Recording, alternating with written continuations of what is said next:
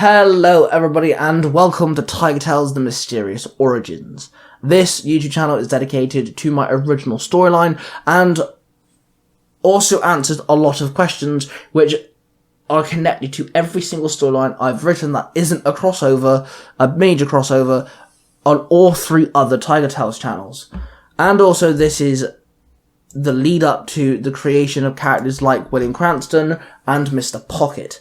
With that being said, I want to dive in with Chapter 2. In the last chapter, we met our original team of characters, Sparks and his group, and we also found out that after they defeated a whole swarm of lost creatures, which were dog-like beings, they found a mysterious group of men wearing hazmat suits taking the evidence, and things keep getting very suspicious. In this chapter is the very next morning, and we're dealing with Huntress as she does go on an early morning hunt.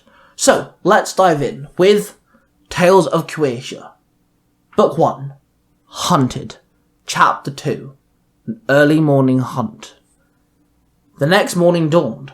6 o'clock in the morning, the sun shone over Silverside. The forest grounds were painted in shadows as the trees deflected the piercing sunlight. Huntress kept through the forest, her bow in hand, an arrow already drawn, pointing down, ready. Huntress scanned the area again and again, until she saw one, a sage bit, a very small little lost creature. They looked like a hollow purple rabbit skeleton.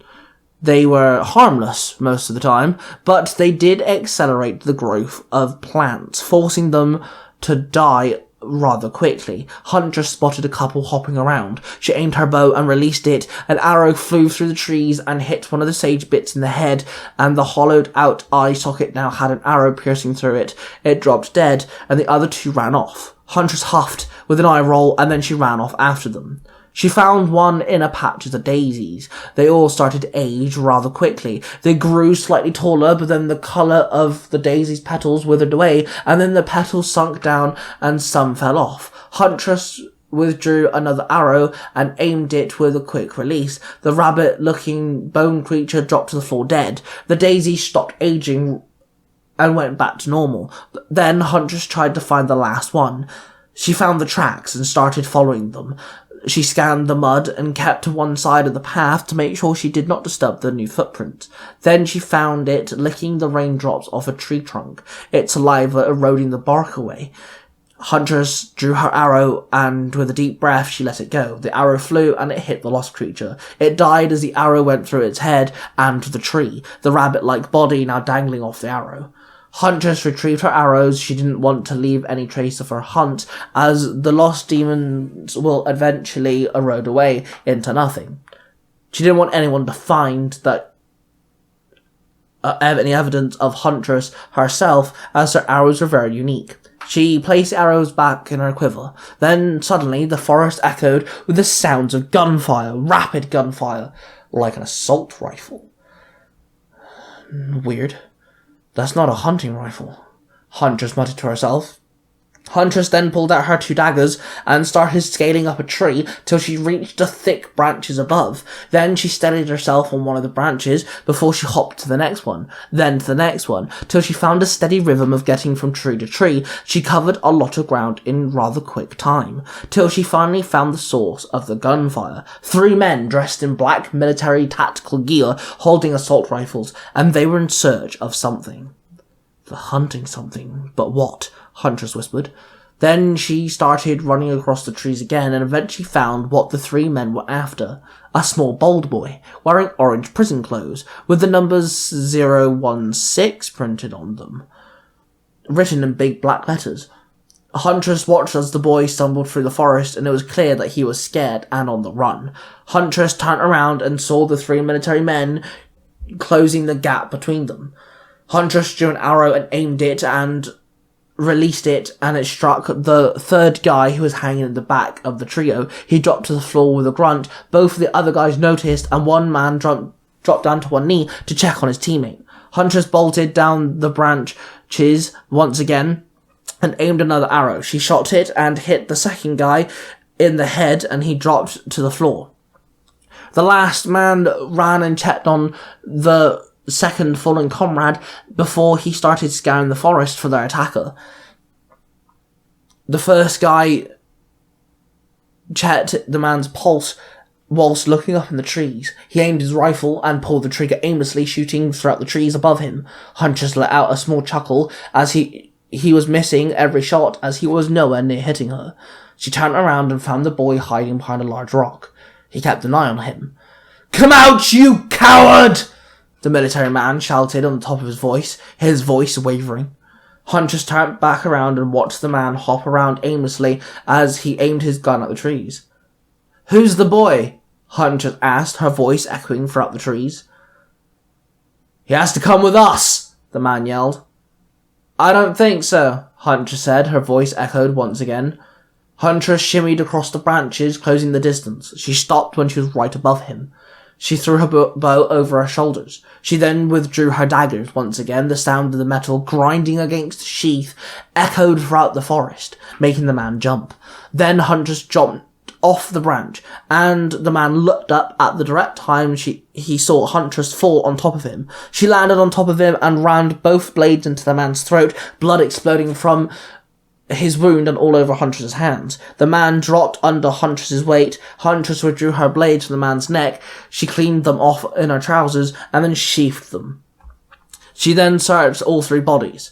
They didn't have any dog tags, walkie-talkies, phones or tablets, no kind of GPS or any kind of map. "Who are these guys?" Huntress asked herself.